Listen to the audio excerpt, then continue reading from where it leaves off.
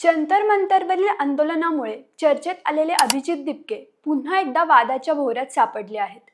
यावेळी त्यांच्या आंदोलनासाठी आलेल्या कथित निधीवर प्रश्न उपस्थित करण्यात आले आहेत.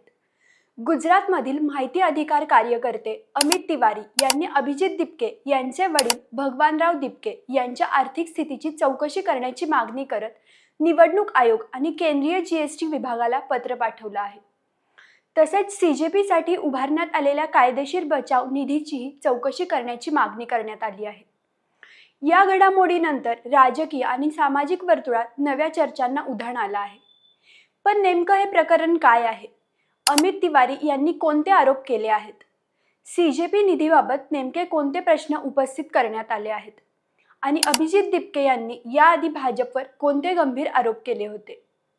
या सर्व प्रश्नांची उत्तरं आजच्या व्हिडिओमध्ये जाणून घेणार आहोत. नमस्कार, मी तन्वी आणि तुम्ही पाहत आहात सत्ता मंच. बातमी नव्हे तर बातमी मागचं विश्लेषण.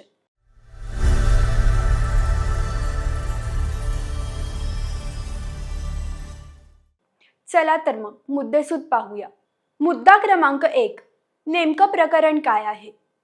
जंतर मंतरवरील आंदोलनानंतर अभिजित दिपके यांच्यावर विदेशातून आंदोलनासाठी निधी आल्याचे आरोप काही स्तरातून करण्यात आले आहेत. या पार्श्वभूमीवर गुजरातमधील माहिती अधिकार कार्यकर्ते अमित तिवारी यांनी अभिजित दिपके यांच्या कुटुंबांच्या आर्थिक व्यवहारांची चौकशी करण्याची मागणी केली आहे.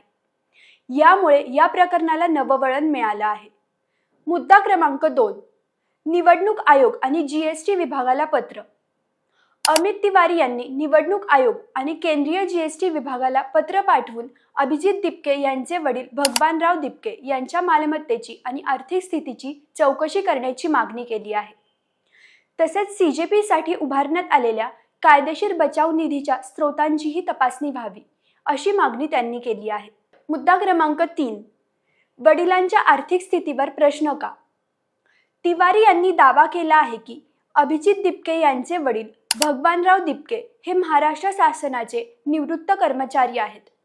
अशा परिस्थितीत त्यांनी आपल्या मुलाला परदेशात उच्च शिक्षणासाठी कसं पाठवलं याची सविस्तर चौकशी व्हावी अशी मागणी त्यांनी केली आहे. मात्र हा दावा असून त्याबाबत अधिकृत चौकशी किंवा निष्कर्ष अद्याप समोर आलेला नाही. मुद्दा क्रमांक 4, सीजेपी निधीबाबत नेमका आक्षेप काय? अमित तिवारी यांनी असा प्रश्न उपस्थित केला आहे की जर सीजेपीला कायदेशीर लढ्यासाठी 1 कोटी रुपयांचा निधी उभारला जात असेल तर लोकप्रतिनिधी कायदा 1951 मधील कलम 29 अंतर्गत संबंधित नियमांचं पालन होतं आहे का याची तपासणी निवडणूक आयोगाने करावी अशी त्यांची मागणी आहे. मुद्दा क्रमांक 5, अभिजित दिपके यांची भूमिका. दुसरीकडे अभिजित दिपके यांनी यापूर्वी भाजपवर गंभीर आरोप केले आहेत. भाजपने आपल्याला पक्षात येण्यासाठी मोठी ऑफर दिली होती असा दावा त्यांनी केला होता.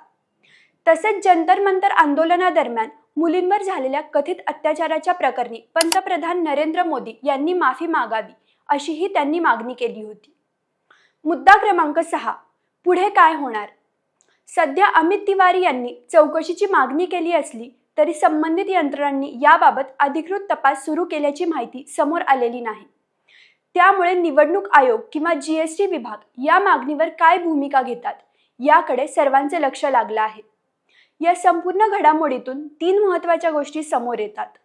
पहिली गोष्ट, माहिती अधिकार कार्यकर्ते अमित तिवारी यांनी अभिजित दिपके यांच्या वडिलांच्या आर्थिक स्थितीची आणि सीजेपी निधीची चौकशी करण्याची मागणी केली आहे. दुसरी गोष्ट, या संदर्भात निवडणूक आयोग आणि केंद्रीय जीएसटी विभागाला पत्र पाठवण्यात आलं असून अद्याप कोणतीही अधिकृत चौकशी जाहीर झालेली नाही. तिसरी गोष्ट, या प्रकरणामुळे अभिजित दिपके यांच्या आंदोलनाच्या निधीबाबत नव्याने राजकीय आणि सामाजिक चर्चा सुरू झाली आहे. आता तुम्हीच सांगा, तुमच्या मते अशा प्रकरणांमध्ये आर्थिक व्यवहारांची स्वतंत्र चौकशी व्हायला हवी का? आणि या मागणीवर संबंधित यंत्रणांनी काय कारवाई करावी? तुमचं मत आम्हाला कमेंटमध्ये नक्की कळवा. व्हिडिओ आवडला असेल तर लाईक करा, शेअर करा आणि सत्ता मंच या यूट्यूब चॅनलला सबस्क्राईब करायला विसरू नका.